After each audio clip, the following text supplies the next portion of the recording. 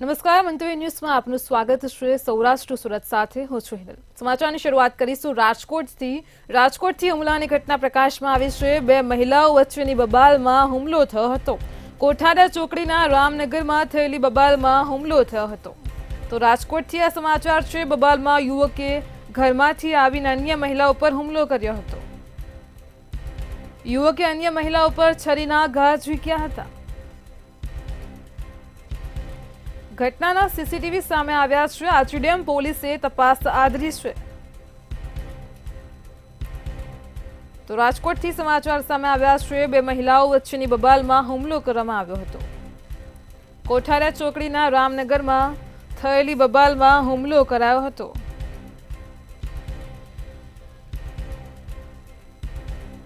આજ મુદ્દે આપણી સાથે સંવાદદાતા ધ્રુવ કુંડેલ ફોનલાઈન પર જોડાઈ ગયા છે। જે ધ્રુવ, રાજકોટથી બબાલની ઘટના પ્રકાશમાં આવી છે અને ત્યારબાદ હુમલો કરવામાં આવ્યો હતો, શું છે વધુ વિગત? રાજકોટના કોઠારિયા ચોકડી પાસે રામનગર વિસ્તારમાં બે મહિલાઓ વચ્ચે ઝઘડો થયો હતો અને ખાસ તો આ ઝઘડા વચ્ચે ચાકુ વડે હુમલા સુધીનો જે ઘટના છે તે થઈ હતી। બે મહિલાઓ ઝઘડી રહી હતી ત્યારે મહિલાના ઘરમાંથી એક યુવક આવીને અન્ય મહિલાને ચાકુના ઘા ઝીંક્યા પ્રકારના દ્રશ્યો છે તે સામે આવ્યા છે।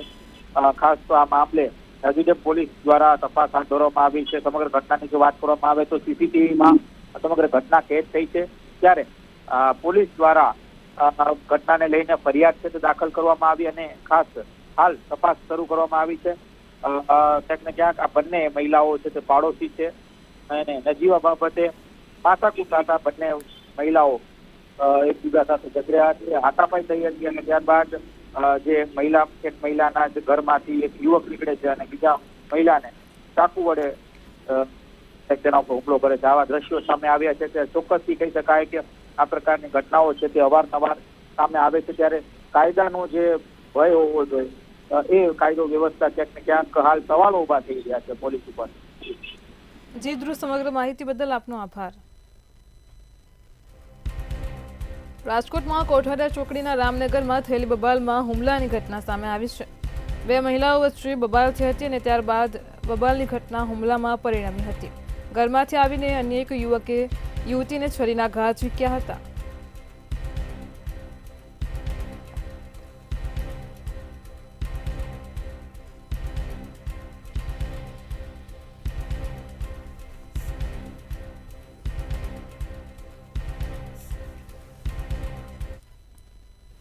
જૂનાગઢથી સમાચાર મળી રહ્યા છે। જૂનાગઢમાં સુરક્ષાનો મુદ્દો સામે આવ્યો છે। સુરક્ષા માટે માંગ કરવામાં આવી છે। જે સમગ્ર વિગતો મળી રહી છે જૂનાગઢથી, જૂનાગઢમાં સુરક્ષાની માંગને લઈને પત્ર પણ લખવામાં આવ્યો છે। જૂનાગઢમાં વિજય બાપુ અને ગીતાબેન વ્યાસની સુરક્ષા આપવા માટે માંગ કરાઈ છે। આપા ગીગાના ઓટલાના મહંત નરેન્દ્ર બાપુએ માંગ કરી છે। વિસાવદર પોલીસને પત્ર આપ્યો છે। પોતાના ખર્ચે બંનેને સિક્યુરિટી આપવા માટે રજૂઆત કરી છે।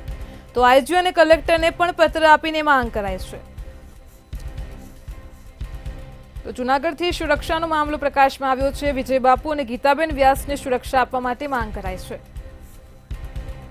દૂધ ને પાણીનું પાણી થઈ જાય એટલે સરકારી કમાન્ડો વિજય બાપુને આપવામાં આવે એવી મારી અંગત લાગણી છે। અને એનીથી વિષય કેટલો બનશે કે અમારી સત્તાધારની જગ્યા જ્યાં મુંડિયાનો માલ આવે છે, આ મુંડિયાનો માલ છે એ 2.5-3 લાખ રૂપિયા બગડતા બંધ થઈ જાય મહિનાના। સત્તાધાર જગ્યામાં તો બીજી કઈ સિક્યુરિટીની આવશ્યકતા નથી।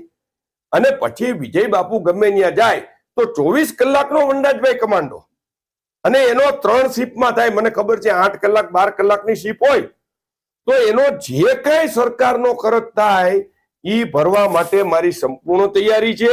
દૂધનું દૂધ ને પાણીનું પાણી થઈ જાય એટલે જૂનાગઢમાં વેદમૂર્તિ શ્રી ગણેશ્વર શાસ્ત્રી દ્રવિડજી ભેસાણ તાલુકાના રાણપુરની મુલાકાતે પહોંચ્યા હતા। રાણેશ્વર મહાદેવ મંદિર ખાતે આયોજિત 40 દિવસીય સનાતન વૈદિક ધર્મોત્સવ યજ્ઞમાં ઉપસ્થિત રહ્યા હતા। અયોધ્યા શ્રી રામ મંદિરની પ્રાણ પ્રતિષ્ઠા અંગે વેદમૂર્તિ શ્રી ગણેશ્વર શાસ્ત્રી દ્રવિડજીનું નિવેદન પણ સામે આવ્યું છે। તેમણે જણાવ્યું કે પ્રધાનમંત્રી નરેન્દ્ર મોદી એક પુણ્યાત્મા છે। જે સમસ્યાનું સમાધાન 500 વર્ષમાં ન આવ્યું તે સમસ્યાનું સમાધાન તેમના પ્રધાનમંત્રી કાર્યકાળમાં આવ્યું છે। આ સાથે જ તેમણે જણાવ્યું કે મહેશગીરી બાપુ જે યજ્ઞ કરી રહ્યા છે એ પણ વિશ્વ કલ્યાણ માટે છે। એવી રીતે દરેક લોકોએ વિચાર કરવો જોઈએ।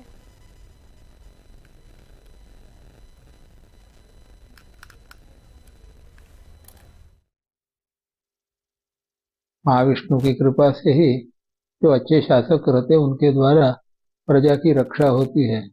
लेकिन ये राष्ट्र बहुत बड़ा है, इसका बड़ा दायित्व है, कार्य भी बहुत बड़े हैं। तो मोदी जी जैसा उसके लिए दिन रात लगे हैं, वैसा बाकी सबको भी दिन रात लगना चाहिए। जैसे यहाँ बापू जी 40 दिन का अनुष्ठान यहाँ करा रहे हैं ब्राह्मणों को बुला करके, ये भी विश्व कल्याण के लिए है। इस प्रकार प्रत्येक व्यक्ति को विचार करना चाहिए। ગીર સોમનાથ એ ગુજરાત રાજ્યનું મહત્વનું પ્રવાસન સ્થળ છે. અહીં 3 દિવસ સુધી બીચ ફેસ્ટિવલનું આયોજન કરવામાં આવી રહ્યું છે. આ બીચ દીવના ઘોઘલાને અડીને આવ્યો છે. દીવની હદ પૂરી થાય અને અહીંથી ગુજરાતના ગીરની હદ શરૂ થાય છે. આ બીચ પણ દેશને દુનિયામાં પ્રવાસીઓ માટે આકર્ષણનું કેન્દ્ર બનવા જઈ રહ્યો છે. બીચ ફેસ્ટિવલને લઈને ગીર સોમનાથના કલેક્ટરે નિવેદન આપ્યું છે.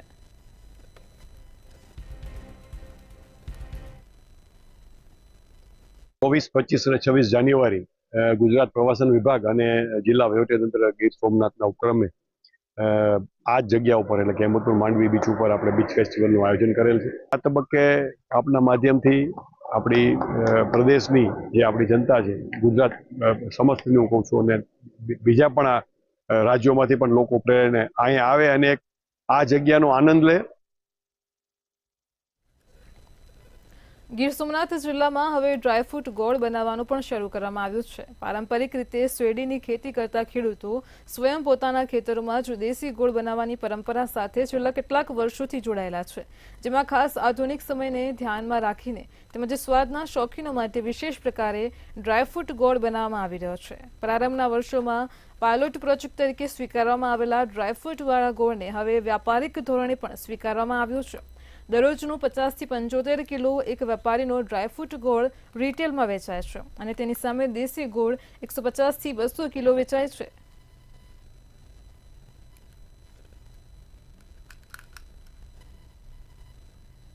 આજના આધુનિક યુગમાં લોકો ગોળથી દૂર ભાગવા માંડ્યા હતા, એટલે અમને એક આઈડિયા આવ્યો, ભાઈ ગોળમાં કંઈક વેરિએશન બનાવી.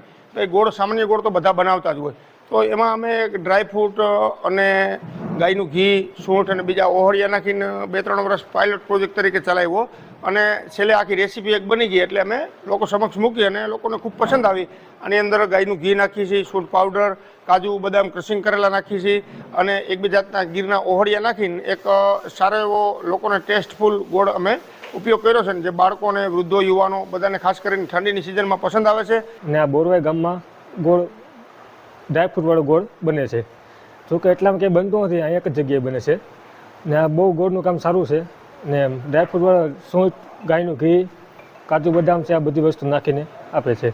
સર આને પહેલાં લઈ ગયા હતા, બહુ સારો ટેસ્ટ છે, બહુ સારી ક્વોલિટી, એમ ને છોકરાઓ માટે સારું છે, આ વસ્તુ સારું છે બહુ.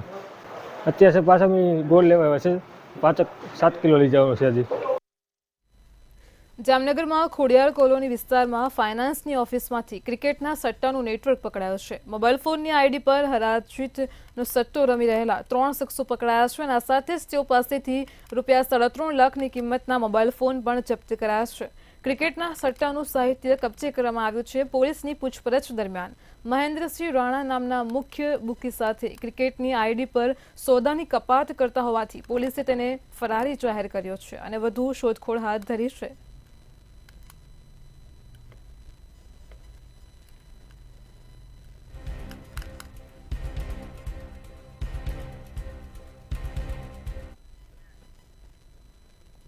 જામનગરમાં કોંગ્રેસની સમીક્ષા બેઠક યોજાઈ હતી. આ યોજાયેલી બેઠકમાં ગુજરાત કોંગ્રેસ પ્રદેશ પ્રમુખ શક્તિસિંહ ગોહિલ હાજર રહ્યા હતા, તેમજ કોંગ્રેસ સાંસદ મુકુલ વાસનિક સહિતના નેતાઓ પણ હાજર રહ્યા હતા અને કોંગ્રેસના સાંસદે મોહન ભાગવતના નિવેદનને દેશ વિરોધી ગણાવ્યું હતું.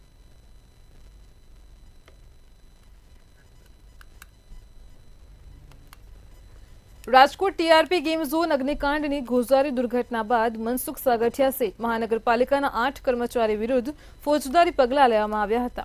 આ દરમિયાન સાગઠિયા પાસે અપ્રમાણસર મિલકત મળી આવતા જ એલસીબીમાં અલગથી ગુનો દાખલ કરવામાં આવ્યો હતો, જેમાં એલસીબીની તપાસ પૂર્ણ થતાની સાથે જ સાગઠિયા સામે હવે કેન્દ્રીય તપાસ એજન્સી ઈડીની એન્ટ્રી થતાં જ ખળભળાટ મચ્યો છે.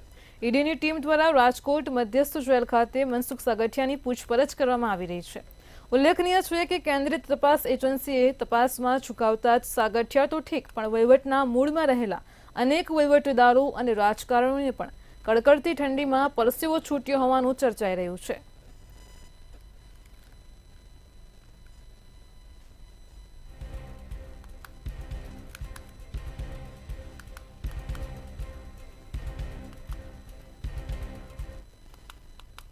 રાજકોટમાં એરપોર્ટ રોડના ફૂટપાથ પર વાવેલા વૃક્ષોને કાપવામાં આવ્યા છે.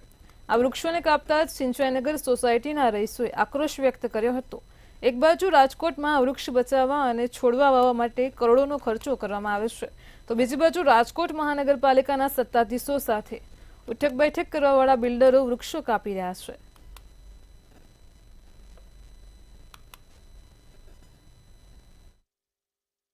રાજકોટના એરપોર્ટ રોડ ઉપર આવેલું સિંચાઈનગર સોસાયટીમાં હાલ અત્યારે એક વિવાદ સર્જાયો છે. સીધા જ આપણે દ્રશ્ય દેખાડવા માંગીશ રાજકોટ સિંચાઈનગરના દ્રશ્યો કે જ્યાં વૃક્ષને કાપવામાં આવ્યા છે. કહી શકાય કે રાજકોટના જાણીતા બિલ્ડર દ્વારા આ જે વૃક્ષ છે તે કપાવવામાં આવ્યા છે. આને જ લઈને જે સોસાયટીના જે વાસીઓ છે તે ખૂબ જ અત્યારે આક્રોશમાં દેખાઈ રહ્યા છે, કારણ કે આ વૃક્ષ છે તેઓએ લાંબા સમયથી ઉછેર્યા હતા અને અચાનકથી રાત્રે આ વૃક્ષ છે તે કાપવામાં આવ્યા છે અને આના જ કારણે સોસાયટીના લોકો અત્યારે આક્રોશમાં દેખાણા છે. એમની સાથે જ વાત કરીશું. શું નામ આપનું? મારું નામ નવનીત છે. હું પ્રકૃતિ પ્રેમી છું. અમે એક પ્લાન્ટેશન ગ્રુપ છે, one tree kitchen garden and plantation ગ્રુપનો સંચાલક છું. સોસાયટીમાં શું અત્યારે વિવાદ ચાલુ છે? સોસાયટીની અંદર ઓલરેડી આ લોકોએ ડોલથી પાણી ઉછેરીને વૃક્ષો મોટા કરેલા. કોર્પોરેશનની હદમાં છે, ફૂટપાથ ઉપર વૃક્ષો છે, તો ખૂબ છાંયો અને સરસ માણસો અહીંયા ઊભા રહેતા, સરસ જે તે શાકભાજીવાળા કે વગેરે લોકો રાહદારીઓ ઊભા રહેતા, ખૂબ પક્ષીઓ આવતા, જેના માળા સહિત આ બધું એણે કાપીને કટિંગ રાતમાં જ કરી નાખ્યું. બિલ્ડર કોણ છે? બિલ્ડર આરકે ગ્રુપવાળા અહીંયા બોર્ડ મારેલું છે, આખું આરકે બિલ્ડર્સ કરીને છે. તો એક આ ખૂબ જ કરુણ ઘટના કહેવાય. અમારા વિરોધ વચ્ચે પણ અહીં વૃક્ષો કાપી નાખવામાં આવ્યા છે અને આ હરિયાળું રાજકોટ બનાવવાના પ્રયાસ રૂપે જ અમે સોસાયટીના લોકો સાથે મળીને કરેલું કામ હતું. અમે હદમાં નથી આવતું છતાંય કાપવામાં નહીં, એટલે રાજકોટ કોર્પોરેશન હદમાં આવતા વૃક્ષોને કાપવા માટે નહીં. આ જે છે આ તો ફૂટપાથમાં છે, ફૂટપાથ પર વાવેલા છે, એમના કોઈ પ્લોટમાં નથી વાવ્યા. અને આ માટે એને જરૂરી હોય એવા એકાદ બે વૃક્ષ તો એને પહેલા જ અહીંયા એની સાઇટ ઓફિસ બનાવી ત્યારે કાપી જ નાખ્યા હતા. અમે 10 વર્ષથી વાવ્યા છે ને ખૂબ જતન કરીને અમારા છોકરા નાના હોય એ રીતે ઉછેર્યા છે. આખી સોસાયટીમાં અમે બધાએ થઈને ભેગા થઈને વાવ્યા છે અને એટલું જતન કર્યું છે. તમને પૂછવામાં આવ્યું કે? નથી આવ્યું, નથી કોર્પોરેશનની મંજૂરી લીધી અને એમને રાતોરાત કાપી નાખ્યા છે. આ તો અન્યાય કહેવાય. ચોક્કસથી લોકો છે તે ખૂબ જ આક્રોશમાં દેખાઈ રહ્યા છે. ન તો કોર્પોરેશનની મંજૂરી લેવામાં આવી છે, કોઈ પણ પ્રકારનું કહી શકાય સોસાયટીના લોકો સાથે વાતચીત કર્યા વગર આ વૃક્ષો છે તે કાપવામાં આવ્યા છે. ખબર પડશે લલિત વ્યાસ સાથે ધ્રુવ કુંડેલ, રાજકોટ. રાજકોટના ધોરાજીમાં પ્લાસ્ટિક રીપ્રોસેસ ઉદ્યોગકારો દ્વારા પ્રદૂષણ ફેલાવવામાં આવી રહ્યું છે. ઉદ્યોગકારો દ્વારા જાહેરમાં જ પ્લાસ્ટિકનો વેસ્ટ સળગાવતા પ્રદૂષણમાં વધારો થયો હતો, જેને લઈને ધોરાજીના લોકોના આરોગ્ય પર જોખમ વધી રહ્યું છે. આ બાબતે સ્થાનિકો દ્વારા પ્રદૂષણ નિયંત્રણ બોર્ડના અધિકારીને અનેકવાર રજૂઆત કરાઈ છે, પરંતુ અધિકારીઓ કોઈ પણ જાતના પગલાં ન લેતા હોવાના સ્થાનિકોએ આક્ષેપ કર્યા છે. પર્યાવરણનો બચાવ થાય અને ધોરાજીની જનતાનું આરોગ્ય પણ જોખમાય નહીં, એ પણ એનું ધ્યાન રાખવું જોઈએ. અધિકારીઓ માત્ર પર્યાવરણની ખાલી વાતો જ કરે છે, જે કાગળ ઉપર એવું લાગી રહ્યું છે, કારણ કે જે દૂષિત જે પ્રદૂષણ જે ઝેરી સળગાવવામાં આવે છે પ્લાસ્ટિક, એ જાહેરમાં અમુક જગ્યાઓ પર સળગાવવામાં આવે છે, જેના લીધે ઝેરી વાયરસ પણ ફેલાઈ શકે છે અને ધોરાજીની જનતા છે એનું આરોગ્ય જોખમાઈ શકે છે. એટલે અધિકારીઓને પણ અમે કહેવા માંગીએ છીએ કે જે આવા પ્લાસ્ટિકમાં જાહેર સ્થળો ઉપર સળગાવે છે તેને બંધ કરાવવો જોઈએ અને એના ઉપર કાયદેસરની કાર્યવાહી કરવી જોઈએ. ગુજરાત રાજ્ય પોલ્યુશન બોર્ડ બરોબર જીપીસીબીના અધિકારીઓ ચોપડે કામગીરી કરી રહ્યા હોય બરોબર એવું સ્પષ્ટપણે દેખાઈ રહ્યું છે. આશરે 1 લાખ જેટલી ધોરાજી શહેરની જનતા જેનું આરોગ્ય જોખમાઈ રહ્યું છે, જેને શરદી, ખાંસી, કફ, શ્વાસોશ્વાસમાં લેવાની તકલીફ જેવી અનેક બીમારીઓ થઈ રહી છે. અને જે પ્લાસ્ટિક વેસ્ટેજ ભરેલો હોય તેની કારણે આસપાસની ખેતરાઓ જમીન પણ બંજર થઈ રહી છે, એટલે જમીન અને વાતાવરણ બંને પ્રદૂષિત થઈ રહ્યું છે. અને જીપીસીબીના અધિકારીઓ બરોબર બધું મૂંગા મોઢે જોઈ રહ્યા હોય એવું સ્પષ્ટપણે લાગી રહ્યું છે. સરકારશ્રીને મારી એટલી વિનંતી છે કે એ ભલે કારખાના હાંકતા હોય તો ભલે હાંકી, એની સામે એમને કોઈ વાંધો નથી, પણ જે આ પ્લાસ્ટિકથી જે ખેતીને પર્યાવરણને જે નુકસાન થાય છે એ અટકાવવું જોઈએ. અને એ લોકોને કાં નેટ બાંધવી જોઈએ ને કાં એને ઊંચી દિવાલ કરી લેવી જોઈએ, જેથી કરીને પ્લાસ્ટિકનો વેસ્ટ છે એ બહાર ના નીકળે અને જે આ ધોલાઈ પ્લાન્ટમાંથી જે કઈ કચરો નીકળે છે એ લોકો હળગાવે છે ને એનાથી જે કઈ પ્રદૂષણ થાય છે અને પર્યાવરણને અને ખેતીને બેયને નુકસાન કરતા છે. રાજકોટમાં ધોરાજીના નામદાર કોર્ટના એડિશનલ મેજિસ્ટ્રેટ પૂર્વ પોલીસ કર્મચારી ભરત શેખવાને દુષ્કર્મના કેસમાં દોષી ઠરવીને 20 વર્ષની સજા ફટકારી હતી. ભોગ બનનારને નામદાર અદાલત સમક્ષ જુબાનીમાં જણાવેલું હતું કે આરોપી તેને જમવામાં ઘેરની ગોળી આપતો હતો અને ત્યારબાદ તે ભોગ બનનાર સાથે દુષ્કર્મ આચરતો હતો.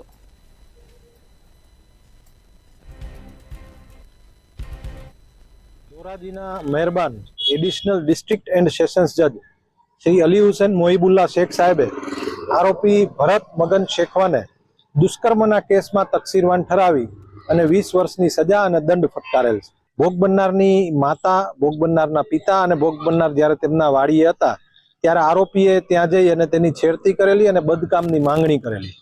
તે અંગે બંને પરિવાર વચ્ચે મારામારી થયેલી અને બંને સામે મારામારીના કેસ દાખલ થયેલા હતા, જેમાં આરોપી ભોગ બનનાર સામે દુષ્કર્મના પણ ચાર્જીસ હતા અને ભોગ બનનારે એવું જણાવેલ હતું કે આરોપી તેની સાથે અવારનવાર શરીર સંબંધ બાંધતો.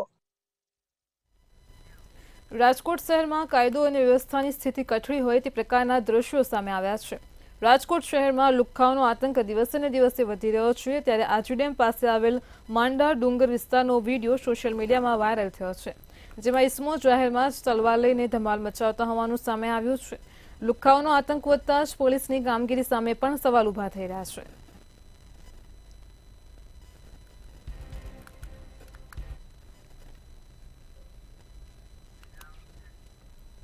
રાજકોટમાં ખાનગી ટ્રાવેલ્સના ધંધાર્થીઓનો વિવાદ વકર્યો છે. પિતૃકૃપા ટ્રાવેલ્સના વિજયસિંહ જાડેજાએ માલવ્યાનગર પોલીસ પર ગંભીર આક્ષેપ કર્યા છે. તેમણે જણાવ્યું છે કે પોલીસ મારી ફરિયાદ લેતી નથી અને માતૃકૃપા ટ્રાવેલ્સના મેહુલસિંહ કહે તે પ્રમાણે પોલીસ કામ કરે છે. તો માતૃકૃપા ટ્રાવેલ્સના મેહુલસિંહ અને તેમના માણસો બેફામ બન્યા છે. આ સાથે જ માલવ્યા પોલીસ મથકના પીઆઈ દ્વારા ફરિયાદ લેવામાં ન આવતી હોવાના આક્ષેપ કર્યા છે.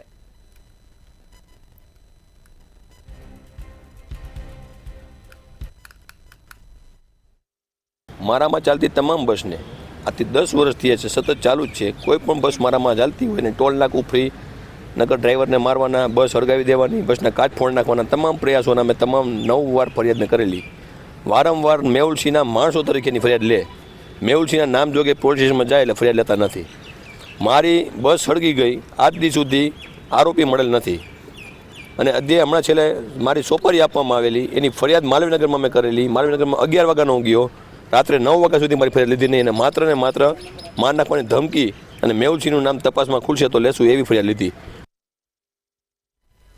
રાજકોટના ગ્રામ્ય વિસ્તારમાંથી વધુ 2 નકલી તબીબ ઝડપાયા છે. સ્પેશિયલ ઓપરેશન ગ્રુપે 2 નકલી તબીબોને પકડી પાડ્યા છે.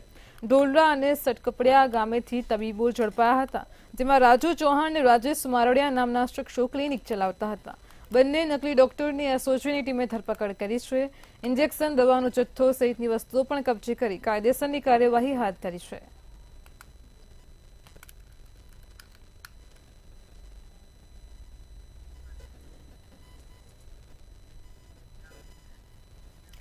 ભાવનગર શહેરમાં નવા રસ્તાઓ અને બ્લોક નાખવામાં આવી રહ્યા છે, પરંતુ ભાવનગર કોર્પોરેશનને અને નેતાઓને વિકાસનું વિઝન ન હોવાથી ટાંટિયા ખેંચમાં રચ્યા પચ્યા રહે છે. પ્રોજેક્ટનું આયોજન કરવામાં નિષ્ફળ નીવડે છે.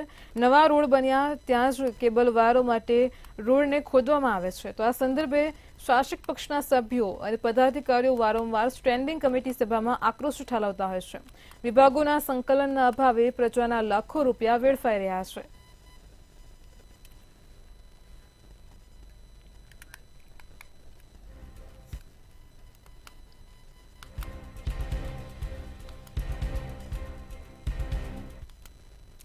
ભાવનગર મહુવા નેશનલ હાઈવે ઉપર આગની ઘટના બનતા જ નાસભાગ મચી જવા પામી હતી. નીલકંઠ ઓઇલ મિલમાં મોડી રાત્રે આગ લાગવાનો બનાવ બન્યો હતો.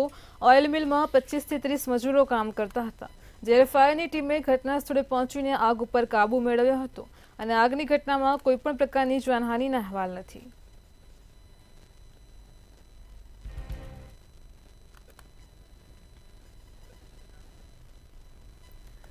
ભાવનગરના મહુવા ખાતે બજરંગદાસ બાપાની આજે પુણ્યતિથિ નિમિત્તે ભક્તોનું ઘોડાપુર ઉમટ્યું હતું. માનો મહેરામણ 1 લાખથી વધારે ભાવિકો બજરંગદાસ બાપાના દર્શને આવી પહોંચ્યા હતા અને વિધિવત રીતે બાપાના ચરણ પાદુકાની પૂજા તેમજ બજરંગદાસ બાપાની ફોટાની પૂજા સહિતના અનેક ધાર્મિક કાર્યક્રમો પણ ઉજવાયા હતા. ત્યારબાદ મહાપ્રસાદનું પણ આયોજન કરાયું હતું અને લાખોની સંખ્યામાં ભાવિકો આજે પ્રસાદી લીધી હતી.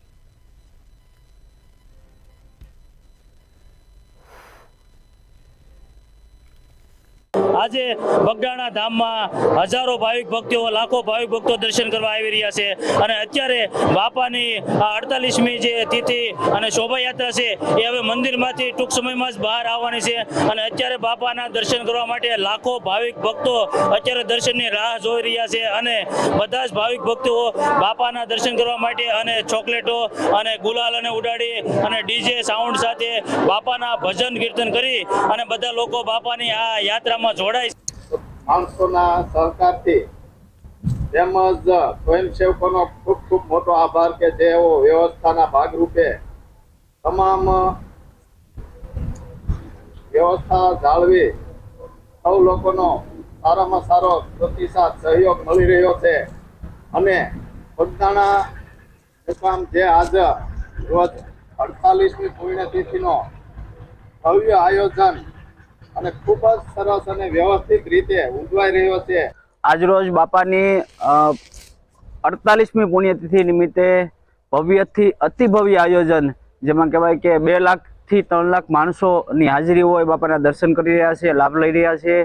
સાથે સાથે પોલીસ સ્ટાફનો પણ સાથ સપોર્ટ એટલો છે, વ્યવસ્થા પણ એટલી બધી વ્યવસ્થિત ગોઠવાયેલી છે, પાર્કિંગ વ્યવસ્થા પણ એટલી ગોઠવાયેલી છે વ્યવસ્થિત રીતે અને હાલ ધામધૂમથી બાપાના સામૈયા થઈ રહ્યા છે. બાપાના જેમ કહેવાય કે બધાના ઉપર 4 હાથ છે. અમરેલીના વડિયામાં તમામ આંગણવાડી બહેનો દ્વારા ગ્રામ પંચાયત કચેરીના પટાંગણમાં પૌષ્ટિક વાનગી સ્પર્ધા યોજાઈ હતી. આંગણવાડી સંચાલિકા અને હેલ્પર મળીને કુલ 24 બહેનોએ ભાગ લીધો હતો, જેમાં શ્રેષ્ઠ વાનગીઓ બનાવનાર બહેનને 1 થી 3 નંબર આપવામાં આવ્યા હતા.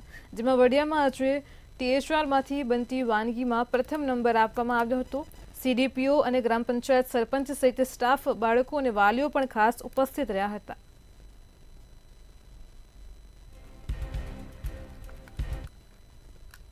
અને સમગ્ર આંગણવાડી સ્ટાફ હાજર રહ્યો હતો તેમજ વાલીઓ પણ હાજર હતા અને અમારે આ કાર્યક્રમ છે એ કરવામાં આવ્યો, જેમાં THRમાંથી બનતી વાનગી અને મિલેટ વાનગી કે જુવાર, બાજરી, મકાઈ, રાગી, જેમાંથી જે પોષણયુક્ત વાનગી બને છે તેનાથી વાલીને માહિતગાર કર્યા અને બાળકોને THRમાંથી જે પોષક તત્વો મળે છે તે વાનગી બનાવી અને બાળકોને ખવડાવવામાં આવે અને કુપોષણ દૂર કરવામાં આવે, જેની માહિતી આપી અને અમે આ સમગ્ર કાર્યક્રમ હર્ષભર પૂર્ણ કરવામાં આવેલ છે. બાળકો, સગર્ભા અને ધાત્રી કિશોરીઓ બાળકો સુપોષિત થાય એના માટે પોષણ ઉત્સવ કાર્યક્રમ ડિસેમ્બર 2024થી ચાલુ થયેલો છે, જેમાં સેજા કક્ષાએ અને ઘટક કક્ષાએ ઉજવણી કરવામાં આવે છે. બાળ શક્તિ, જેમાં THRમાંથી બનતી વસ્તુઓ જેમ કે પૂર્ણા શક્તિ છે, બાળ શક્તિ છે અને માતૃશક્તિ, જેનો પ્રચાર પ્રસાર થાય અને બાળકોને એના વાનગી બને તેમાંથી સુપોષણ થાય તેવા પ્રયત્ન અને લોકો સુધી પહોંચે તેવા પ્રયત્ન છે. સુરેન્દ્રનગરમાં HMP વાયરસને લઈને સિવિલ હોસ્પિટલમાં સ્પેશિયલ વોર્ડ તૈયાર કરવામાં આવ્યો છે. આરોગ્ય વિભાગ દ્વારા સિવિલ હોસ્પિટલમાં 10 બેડનો વોર્ડ તૈયાર કરાયો છે, જે વોર્ડમાં પીડિયાટ્રિક ડોક્ટરો અને નર્સિંગ સ્ટાફની વ્યવસ્થા સાથે જ દવાઓનો જથ્થો પણ ઉપલબ્ધ કરાયો છે.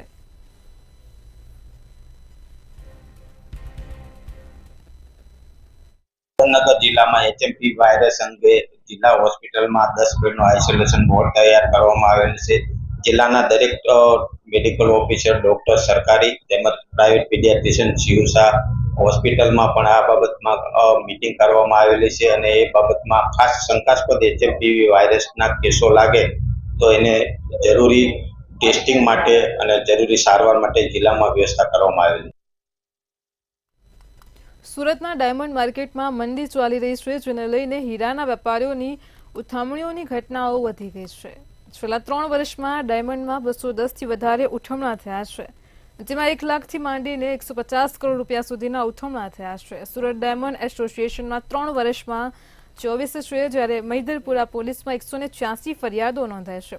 આ ઉપરાંત બેલ્જિયમ અને હોંગકોંગમાં પણ એક ઉઠમણા થયા હતા. અંદાજિત 210 ઉઠમણાઓમાં 300 કરોડથી વધારે રૂપિયાના ઉઠામણા થયા છે.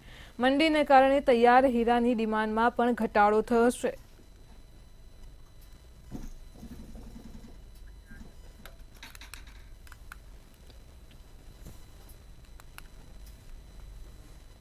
સુરતથી એક ચોંકાવનારો કિસ્સો સામે આવ્યો છે. સુરત શહેરમાં નવજાત બાળકી મળવાના કેસમાં મોટો ખુલાસો થયો છે. 9મી તારીખે પાંડેસરા વિસ્તારમાંથી નવજાત બાળકી મળી આવી હતી. પોલીસે તપાસ કરતા જ કિશોરીનો ભાંડો ફૂટ્યો હતો, જેમાં ધોરણ 10ની વિદ્યાર્થીનીએ યુટ્યુબમાં જોઈને જાતે જ ગર્ભપાત કર્યો હોવાનું સામે આવ્યું છે. કિશોરીએ યુટ્યુબમાં જોઈ બાથરૂમમાં ગર્ભપાત કર્યો હતો. 16 વર્ષની કિશોરી 16 વર્ષીય કિશોરના સંપર્કમાં હતી. પોલીસે યુવક વિરુદ્ધ બળાત્કારનો ગુનો દાખલ કર્યો છે અને આગળની તપાસ હાથ ધરી છે.